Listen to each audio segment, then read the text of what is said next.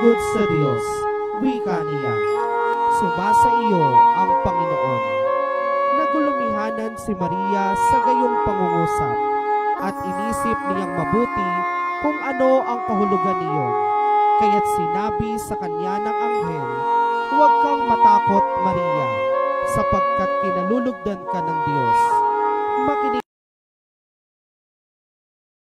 anak ng isang lalaki at siya'y tatawagin mong Jesus. Maging dakila siya at tatawagin anak ng kataas-taasan. Paanong mangyayari ito, gayong ako'y dalaga?" Tanong ni Maria.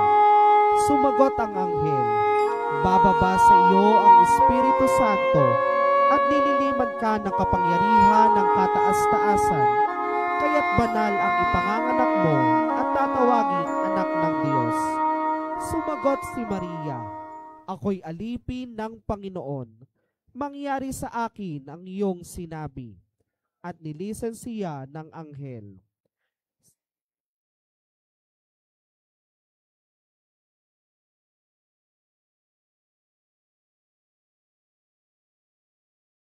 Ng Diyos sa lahat ng pagkakataon. Ang tagpong ito ay sa pangangalaga ni Ginang Amelia Faustino at pamilya. Maraming salamat po.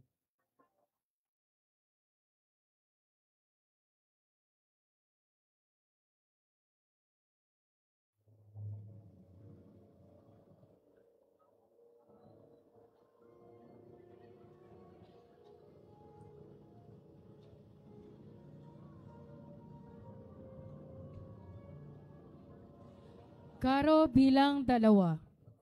Ikalawang misteryo ng tuwa. Ang pagdalaw ng mahal na birhen kay Santa Isabel. Hindi nagtagal at si Maria'y nagmamadaling pumunta sa isang bayan sa kaburulan ng Huda. Pagdating sa bahay ni Zacarias, binati niya si Elizabeth. Nang marinig ni Elizabeth ang bati ni Maria, biglang nagagalaw ang sanggol sa kanyang sinapupunan at siya ay napuspos ng Espiritu Santo. At buong galak na sinabi, "Pinagpala ka sa mga babae at pinagpala rin ang dinadala mo sa iyong sinapupunan. Sino ako upang dalawin ng ina ng aking Panginoon? Sapagkat pagkarinig ko ng iyong bati, ay naggagalaw sa tuwa ang sanggol sa aking tiyan." Sa misteryong ito, ating ipagdasal ng ating matularan ang kagandahang loob ni Maria at matiyagang paglilingkod, upang tayo ding mga Kristiyano ay laging maging magandang loob sa iba at handang maglingkod sa nangangailangan, lalo na ang mga aba. Ang tagpong ito ay sa pangangalaga ni Binibining Eugenia Mariano at pamilya. Maraming salamat po.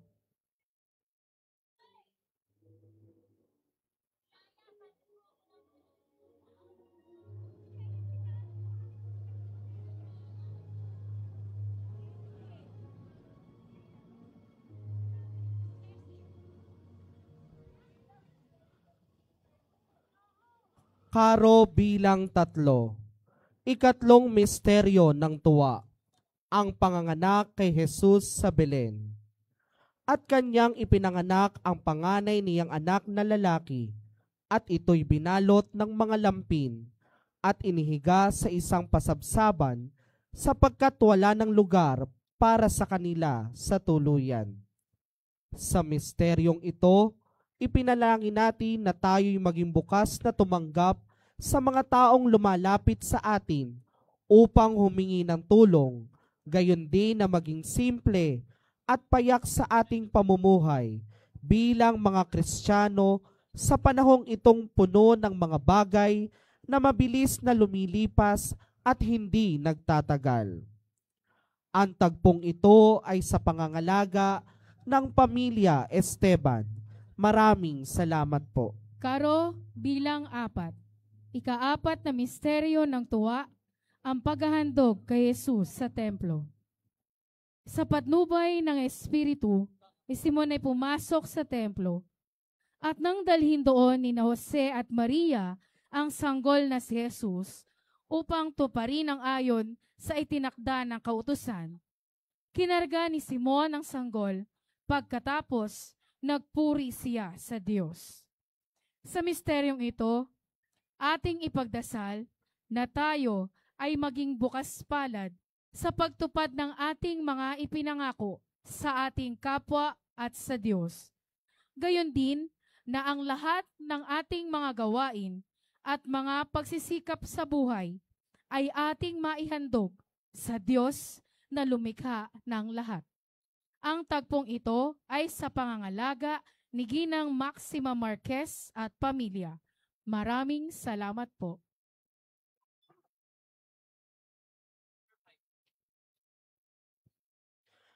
Karo bilang 5. Ikalimang misteryo ng tuwa, ang pagkawala at pagkakita kay Jesus sa templo.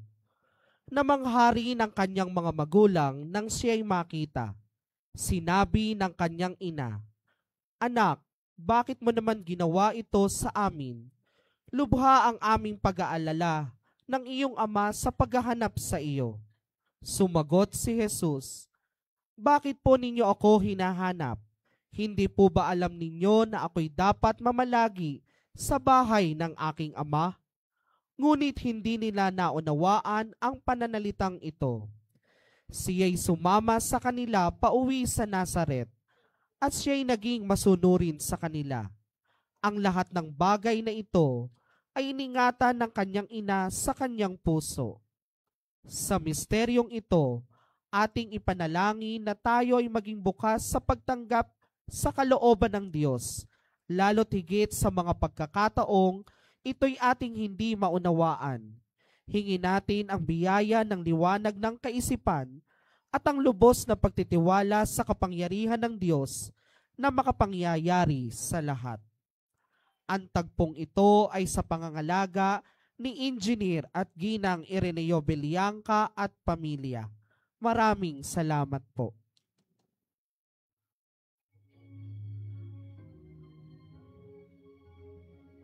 Mga misteryo ng liwanag.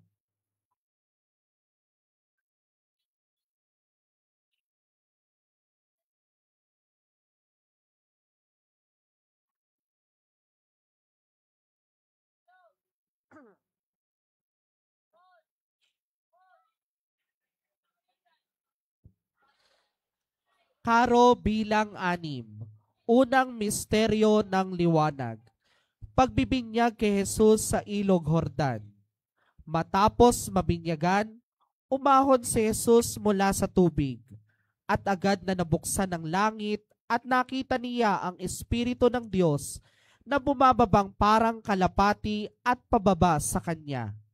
Narinig kasabay nito ang boses mula sa langit na nagsabi, "Ito ang aking anak, ang minamahal, siya ang aking hinirang." Ipanalangin natin sa misteryong ito na patuloy nating magampanan at mapagyabong ang ating pamumuhay Kristiyano upang tayo rin ay maging kalugod-lugod sa Panginoon at karapat-dapat na tawaging kanyang hinirang. Ang tagpong ito ay nasa pangangalaga ni Ginoong Mark at Ginang Maria Victoria Burgos at pamilya. Maraming salamat po.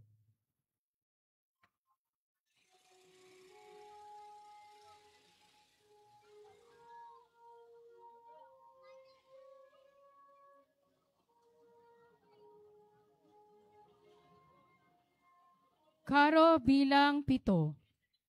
Ikalawang misteryo ng liwanag. Ang unang himala ni Jesus sa kasalan sa Kana. At nang ikatlong araw ay nagkaroon ng isang kasalan sa Kana ng Galilea.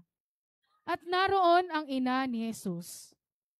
At inanyayahan din naman si Jesus, ang kanyang ina, ang kanyang mga alagad sa kasalan.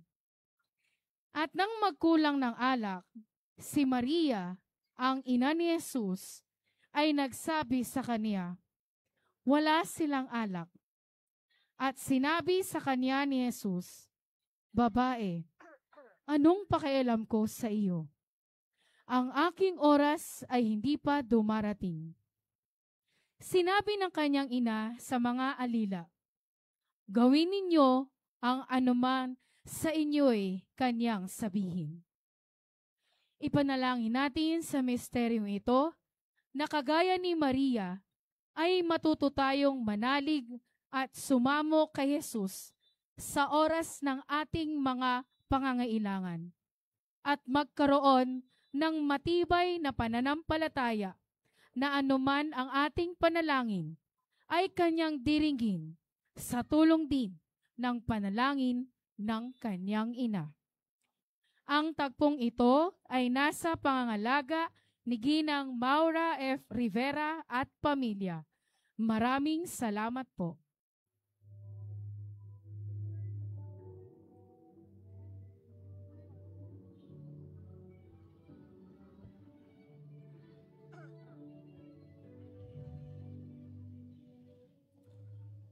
Karo bilang 8. Ikatlong misteryo ng liwanag. Ang pagpapahayag ni Jesus ng kaharian ng Diyos. Mula sa Nazaret ay pumunta si Jesus sa Capernaum at doon nanirahan. Ito ay nasa tabi ng dagat sa may hangganan ng Zebulon at Neptali. Mula noon, nagsimulang mangaral si Jesus. Sinabi niya, "Magsisi kayo sapagkat malapit na ang paghahari ng langit." Ipanalangin natin sa misteryong ito na tayo ay magkaroon ng dalisay na puso na mamuhay ng naaayon sa kalooban ng Diyos at matibay na pananalig na tayo ay magkasama-sama sa kasariang inihanda ni Jesus para sa ating lahat. Ang tagpong ito ay nasa pangangalaga ni Dr. Alberto De Leon. Maraming salamat po.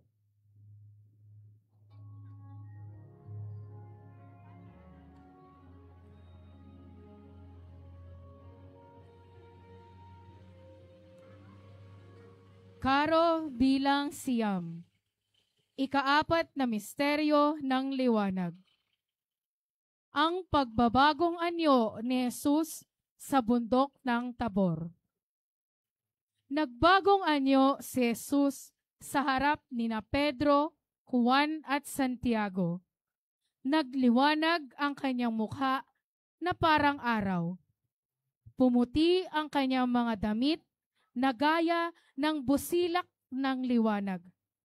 Biglang nagpakita sa kanila sina Moises at Elias na nakikipag-usap sa kaniya. Nililiman sila ng isang maningning na ulap at may isang tinig na buhat sa ulap na nagsasabi, "Ito ang pinakamamahal kong anak na labis kong kinalulugdan. Pakinggan ninyo siya." Ipanalangin natin sa misteryong ito na maging tapat tayo sa paanyaya ng Ama, na patuloy na pakinggan ang paanyaya at tinig ni Jesus, upang mabuhay tayo ng tapat na siyang magdadala sa atin sa kaluwalhatian sa langit. Ang tagpong ito ay nasa pangangalaga ni Ginang Saning Pascual at pamilya. Maraming salamat po.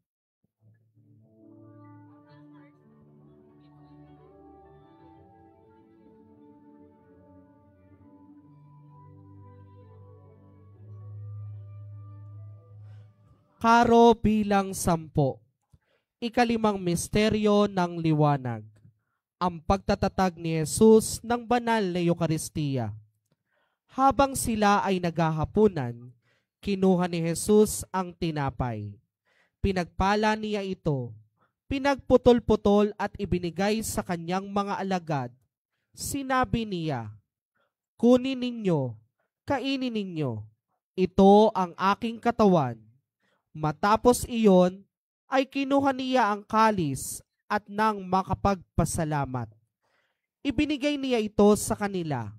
Sinabi niya, "Uminom kayong lahat. Ito ang aking dugo ng bagong tipan. Nabuhos ito para sa kapatawaran ng mga kasalanan ng marami." Ipanalangin natin sa misteryong ito na matuto tayong ibigay ang ating sarili sa ating kapwa na nangangailangan, sapagkat ito ang tunay na diwang Kristiyano, ang pagbibigay na walang hinihintay na kapalit. Ang tagpong ito ay nasa pangangalaga ni Dr. Alberto De Leon. Maraming salamat po. Mga misteryo ng hapis. Karo bilang 11. Unang misteryo ng hapis, ang pananalangin ni Jesus sa halamanan. Matapos ang kanilang hapunan, pumunta si Jesus sa di kalayuan at nagpatira pa siya at nanalangin.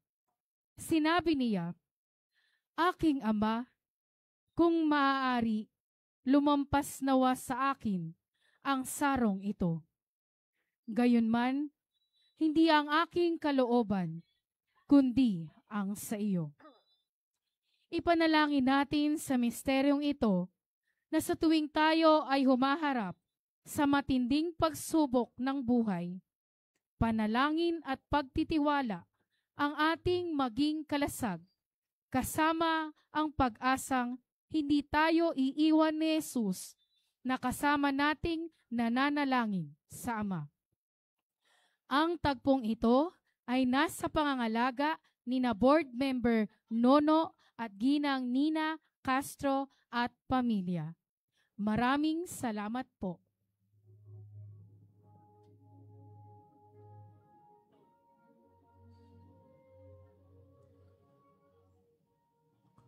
Karo bilang 12.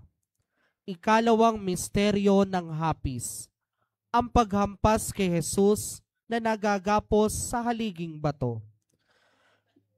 Nang makita ni Pilato na wala na siyang magagawa at ang mga tao ay nagsimula ng magkagulo, nagpakuha siya ng tubig at naghugas ng kamay sa harap ng napakaraming tao. Sinabi niya, "Wala akong sala sa dugo ng matuwid na lalaking ito. Kayo na ang bahala sa bagay na ito." Sumagot ang lahat ng mga tao, "Mapasa amin at sa aming mga anak ang kanyang dugo." Pagkatapos nito ay pinalaya niya si Barabas, ngunit ipinagupit siya ni Jesus at ibinigay niya sa kanila upang ipako sa krus. Ipanalangin natin sa misteryong ito ang mga taong nakagawa sa atin ng mga bagay na nakasakit sa atin, upang sila ay matutong magbalik loob sa Diyos sa pamamagitan ng pagkakaroon ng malinis na puso at hangarin sa kapwa. Ang tagpong ito ay nasa pangangalaga ni Ginang Susana at Ginoong Obet de Leon at pamilya. Maraming salamat po. Aba, Pinoong Maria, napupuno ka ng grasya. Ang Panginoong Diyos ay sumasin. Karo bilang 13. Ikatlong misteryo ng hapis, ang pagpuputong ng koronang tinik kay Jesus. Hinubaran nila si Jesus at sinuotan ng isang balabal na purpura. Gumawa sila ng isang koronang tinik at inilagay sa kaniyang ulo. Isang tangkay ng tambo ang inilagay sa kanyang kanang kamay. Luhumuhod sila sa harap ni Jesus at siya ay kinutya. Sinabi nila, "Mabuhay ang hari ng mga Hudyo." Dinuruan nila siya at kumuha ang tambo at ipinalo sa kaniyang ulo. Ipanalangin natin sa misteryong ito na magkaroon tayo ng pusong mapang-unawa sa kapwa, hindi mapanghusga, at hindi mapang-api, sapagkat ang ating kapwa, ang ating daan, patungo sa langit na bayan. Ang tagpong ito ay nasa pangangalaga ni Ginoong Paquito at Ginang Erlinda Quiambao at pamilya. Maraming salamat po.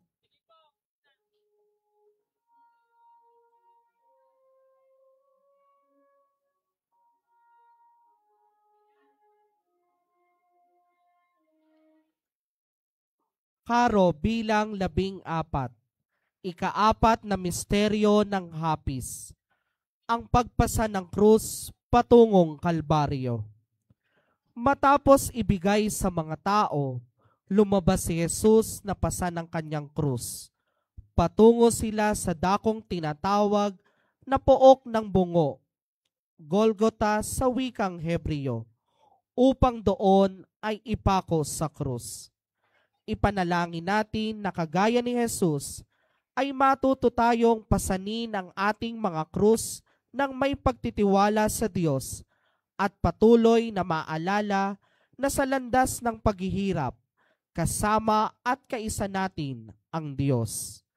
Ang tagpong ito ay nasa pangangalaga ng Santo Cristo Chapel at ng Kapatirang Nazareno.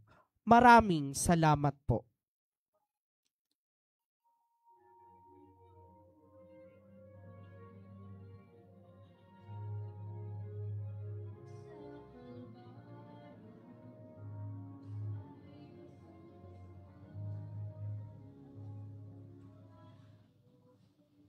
Karo bilang 15. Ikalimang misteryo ng hapis. Ang pagpako at pagkamatay ni Jesus sa krus. Nang maipako na ng mga kawal si Jesus sa krus, kinuha nila ang kaniyang mga kasuotan. Hinati nila ito sa 4 na bahagi. Isang bahagi sa bawat kawal at gayon din ang kaniyang damit. Nakatayo sa malapit sa krus ni Jesus ang kanyang ina. Naroon din ang kapatid na babae ng kanyang ina, si Maria na asawa ni Cleophas at si Maria na taga Magdala. Nakita ni Jesus ang kanyang ina at ang alagad na kanyang iniibig na nakatayo sa malapit. Sinabi niya sa kanyang ina, "Ginang, narito ang iyong anak." Pagkatapos noon, sinabi niya sa alagad, "Narito ang iyong ina." At mula sa oras na iyon, ay dinala siya ng alagad sa kanyang sariling tahanan. Nang mag-iikatlo na ng hapon, si Jesus ay namatay sa krus. Ipanalangin natin sa misteryong ito na sa bawat sandali ng ating buhay ay matuto tayong mamatay sa ating mga sarili upang ang Diyos ang mabuhay sa atin tungo sa isang buhay na ganap hanggang sa ating makamtan ang kaluwalhatian ng langit. Ang tagpong ito ay nasa pangangalaga ni Binibining Cristina Cruz at pamilya. Maraming salamat po.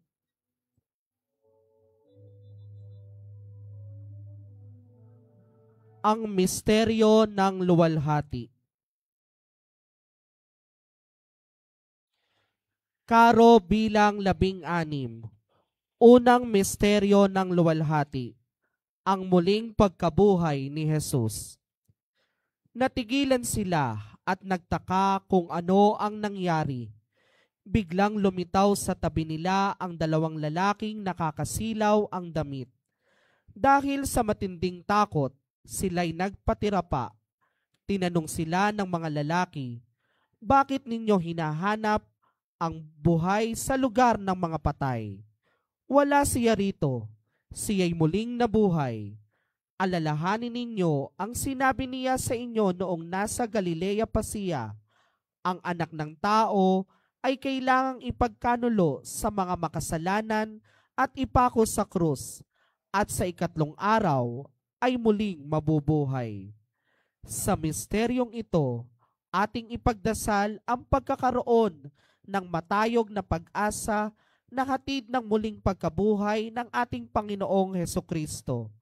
Ating laging ugaliing tumingin sa mukha ng Panginoong muling nabuhay na siyang nagatid sa atin ng bagong buhay at pag-asa at higit sa lahat, panibagong pagkakataon na makabangon mula sa kasalanan at tinawang malupig ang kasalanan sa pamamagitan ni Jesus na ating muling pagkabuhay.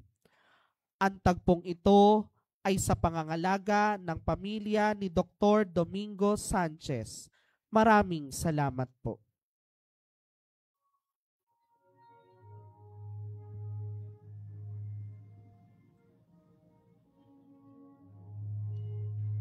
Karo bilang 17.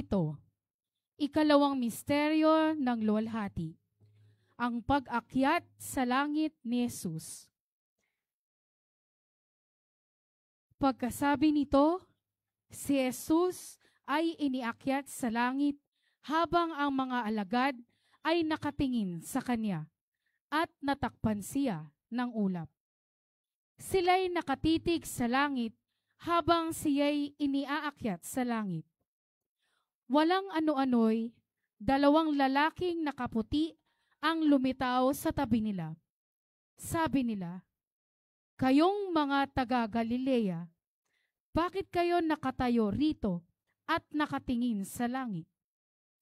Itong si Jesus na umakyat sa langit ay magbabalik gaya ng nakita ninyong pag-akyat niya."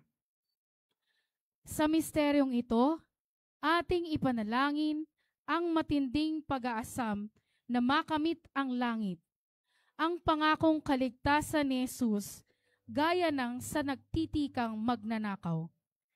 Ating laging sundan ang atas na pag-ibig ni Jesus gaya ng kanyang bilin sa kanyang mga alagad bago siya umakyat sa kalangitan. Ang tagpong ito ay sa pangangalaga ni Ginoong Amor Robielos at pamilya. Maraming salamat po.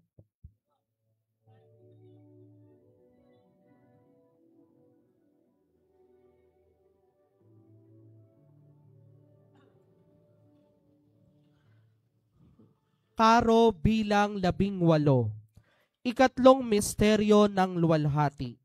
Ang pagpanaog ng Espiritu Santo.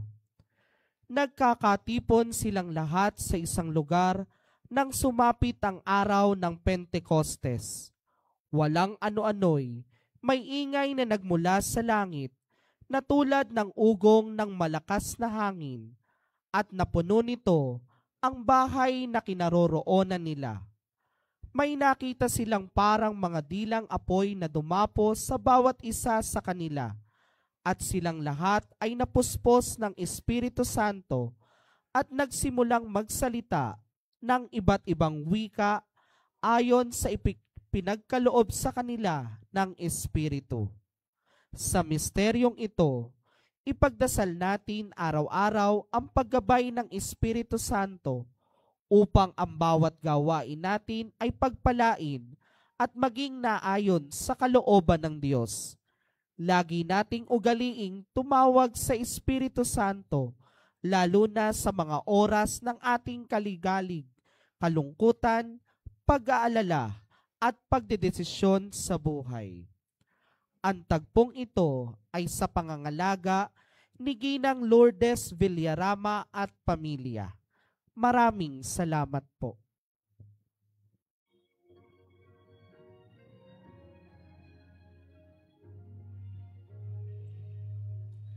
Karo bilang 19. Ikaapat na misteryo ng luwalhati. Ang pag-akyat sa langit sa mahal na birhen. Dinala ng mga alagad sa isang kalandra ang katawan ng birheng ina at inilagay sa libingan. Ito'y kanilang binantayan habang hinihintay ang pagbabalik ng Panginoon. Dumating nga ang Panginoon sa gitna nila at ang banal na katawan ng Birheng Maria. Matapos na ito'y tanggapin, kanyang ipinag-utos na ito'y may akyat na kalong ng isang ulap patungo sa paraiso. Na ngayon, ang kanyang katawan at kaluluwa ay nakikipagsaya sa mga pinagpala ng Diyos. Sa misteryong ito, ating hilingin ang mabuting kamatayan, gaya sa mahal ng Birhen Maria, mapayapa at puno ng katamisan. Atin din pagsumikapan na sa ating pagsasabuhay ng kabanalan at pagtulad kay Maria ay makamit natin ang langit, ang tagumpay ng mga Kristiyano at mga anak ni Maria. Ang tagpong ito ay sa pangangalaga ni Ginoong Renato at Ginang Leticia Cruz at pamilya. Maraming salamat po.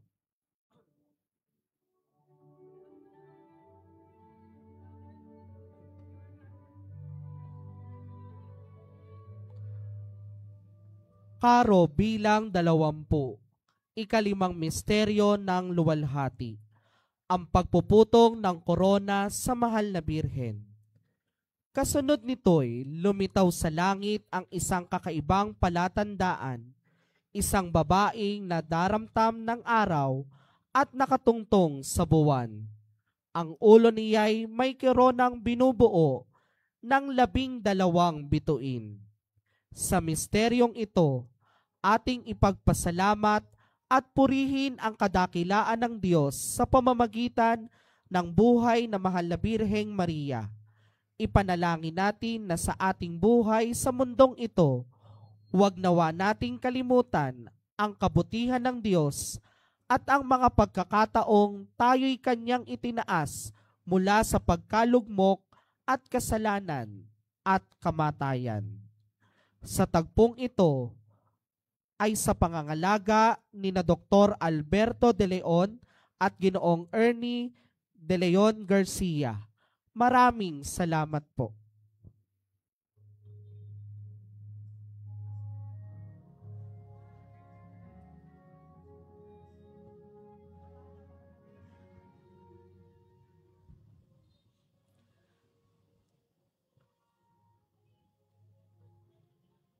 Karo bilang 21, Nuestra Señora del Perpetuo Socorro, ang mahal na ina ng laging saklolo, ang pintakasi ng Black Rosary Units ng ating parokya. Sa larawang ito ay makikita natin si Maria at ang batang si Jesus na animoy patakbong nagpakalong sa kanya, na naipapakita sa pamamagitan ng isang sandalyas na nalaglag sa kanyang paanan. Sinasabi na natakot ang batang si Jesus na nakita niyang mga anghel na dala ang mga simbolo ng kanyang pagpapakasakit. Kaya naman, ang una niyang pinuntahan ay ang kanyang ina. Kagaya ng batang si Jesus, patuloy nawa nating maalala na mayroong ina tayong maaaring takbuhan sa gitna ng pagsubok at unos sa ating buhay. Isang inang laging handang magbigay ng kanyang saklolo sa atin at patuloy tayong kalungin sa kanyang mga bisig. Isang inang patuloy na mag-iingat sa atin at isang inang patuloy na tatanglaw sa bawat nating landasin upang sa hantungan ng ating paglalakbay, si Jesus ay ating makamtan. Ang imaheng ito ay nasa pangangalaga ni na Ginoong Roger Aquino at pamilya. Maraming salamat po.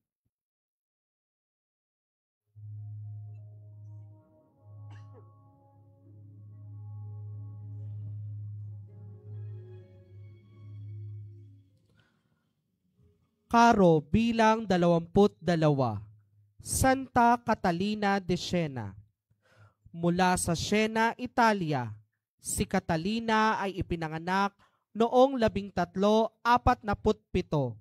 sa kabila ng pagnanais ng kanyang magulang na siya ay ipakasal.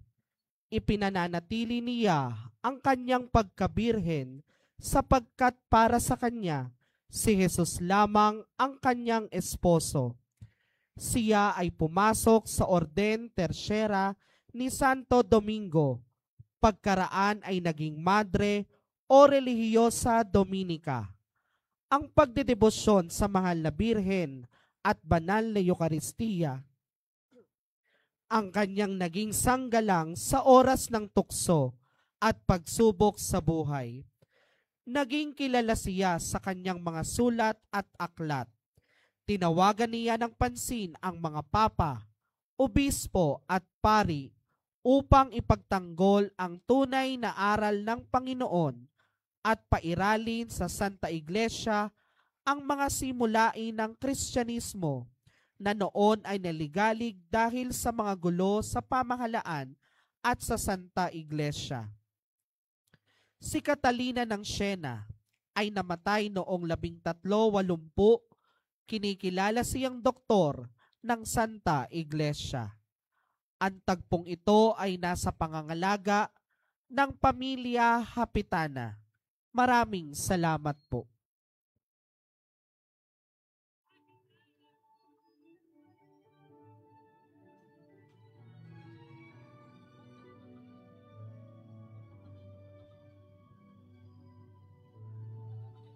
Caro bilang 23. Santo Domingo de Guzman. Isinilang si Santo Domingo de Guzman sa Caleruega sa Lumang Kahariang Kastila taong 1170. Nagtapos siya sa Universidad ng Palencia at di naglaon ay naging pari sa Katedral ng Osma. Noong taong 1203 ay isinama siya ng obispo ng Osma sa isang misyong diplomatiko. Upang labanan ang mga maling aral at masamang epekto ng heresiyang ikinalat ng sektang Albigenses sa bahaging timog ng bansang Pransya, itinatag niyang orden ng mga tagapangaral na binubuo ng mga paring praile, madre at laiko. Inaprobahan ito ng Santo Papa Honorio III noong taong 1216. Ikinalat ni Santo Domingo ang kanyang mga tagapangaral sa buong Europa simula taong 1217. Sinasabi na sa Tolosa ay nagpakita sa kanya ang mahal na Birhen upang ituro ang panalangin sa Santo Rosario bilang isang mabisang sandata sa pakikilaban sa mga Albigenses. Kaya, pinalaganap niya ang pagdarasal ng Santo Rosario. Nagtatag ng isang samahan, ang Orden ng mga Predikador o Paring Dominikano, na ang layunin ay palaganapin ang tunay na aral ng Panginoon sa ikapagbabalik loob ng mga di-Katoliko at ng mga makasalanan. Namatay si Santo Domingo noong ika-6 ng Agosto taong 1221 sa Bologna, Italia. Santo Domingo de Guzman, ipanalangin mo kami. Ang tagpong ito ay sa pangangalaga ni Ginoong Harvey Hill Peralta at pamilya. Maraming salamat po.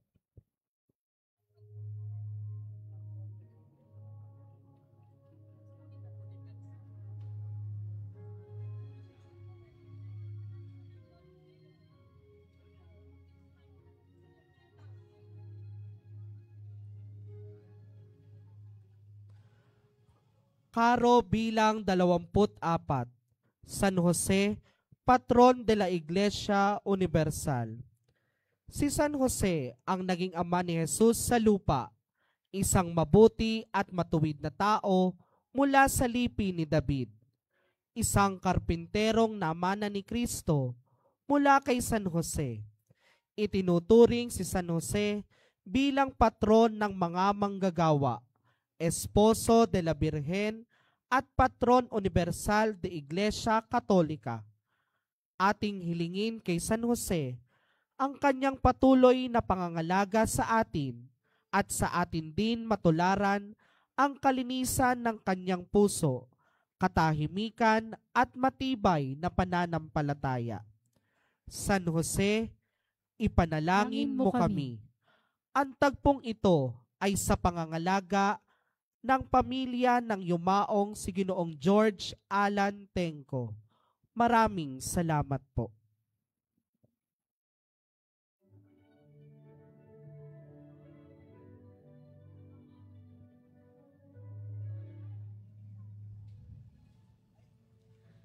Karo bilang 25. Nuestra Señora del Santísimo Rosario de Baliwag. Ang kapistahan ng mahal na Birhen ng Santo Rosario ay nagsimula pa noong ika-16 na siglo. Matapos ang tagumpay ng mga Kristiyano laban sa mga Turkong sundalo. Ang hukbong Kristiyano ay nilagay sa pamumuno ni Don Juan ng Austria.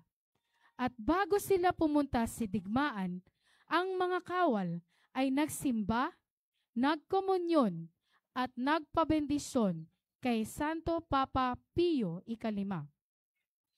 Nagtungo sila sa Lepanto para kalabanin ang napakaraming hukbo ng mga Turkong, habang ang Santo Papa naman ay nag-aanyaya at nananawagan sa buong sangkakristyanuhan na manalangin sa mahal na Birhen sa pamamagitan ng walang tigil na pagdarasal ng Santo Rosario. At noong ika-7 ng Oktubre, taong 1571,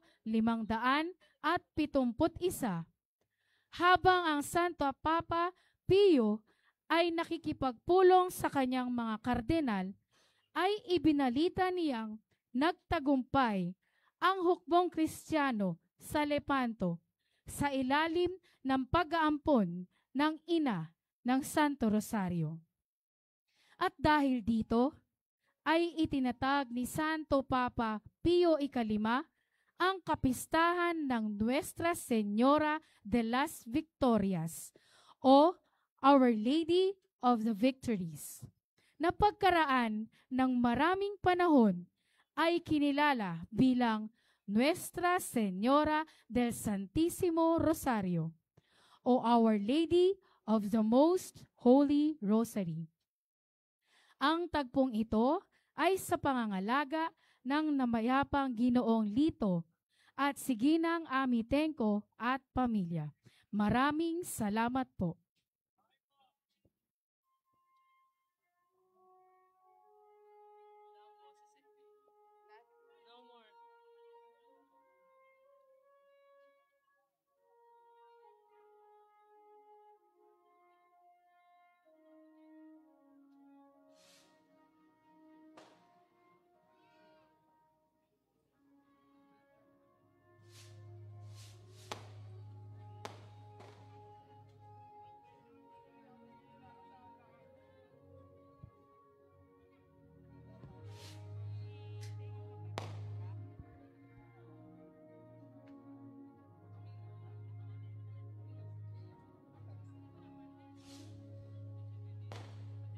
Magandang gabi po sa ating lahat at maraming salamat po.